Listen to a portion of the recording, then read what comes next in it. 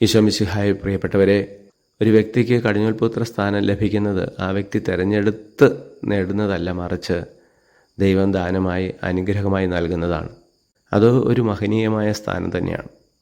എന്നാൽ ഏസാവ് ആ സ്ഥാനത്തെ വളരെ നിസ്സാരമായി കരുതി വിശപ്പ് ശമിപ്പിക്കാനായി ഒരു പാത്രം പായസത്തിനായി ആ സ്ഥാനം യാക്കോബിന് അനുജന് വിട്ടുകൊടുത്തു. അങ്ങനെ ദൈവം ദാനമായി നൽകിയ, അനുഗ്രഹമായി നൽകിയ സ്ഥാനമാണ് ലോകത്തിൻ്റെ ഒരു സുഖത്തിന് വേണ്ടി അവൻ വേണ്ടെന്ന് വെച്ചത്. പ്രിയപ്പെട്ടവരെ, നമുക്കും ആത്മീയ വരങ്ങളും നന്മകളും അവസരങ്ങളുമൊക്കെ ദൈവം ഒരുക്കി തരുന്നുണ്ട്, കൃപകൾ തരുന്നുണ്ട്.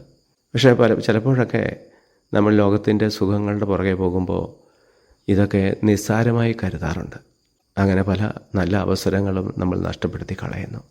നമ്മൾ ആത്മീയതയിൽ ജീവിക്കാൻ വിളിക്കപ്പെട്ടവരാണ്.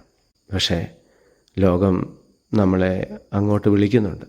വിശുദ്ധ പൗലോസ്ലീഹ ചോദിക്കുന്നുണ്ട്, ആത്മാവിൽ ആരംഭിച്ചിട്ട് ശരീരത്തിൽ അവസാനിപ്പിക്കാനും മാത്രം ഭോഷന്മാരാണോ നിങ്ങൾ എന്ന്. മഹനീയമായ കാര്യങ്ങൾ നഷ്ടപ്പെടുത്തുമ്പോൾ നമ്മൾ ഭോഷന്മാരായി മാറുകയാണ്.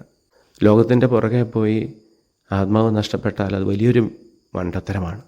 ഈശോ ചോദിക്കുന്നുണ്ട്, നിങ്ങൾ ലോകം മുഴുവൻ നേടിയാലും ആത്മാവ് നഷ്ടപ്പെട്ടാൽ എന്ത് പ്രയോജനമെന്ന്. ഈശോയെ, ഞങ്ങളെല്ലാവരെയും അങ്ങ് സമർത്ഥമായിട്ട് അനുഗ്രഹിക്കുമാറാകണമേ, ഇപ്പോഴും എപ്പോഴും എന്നേക്കും. ആമേൻ.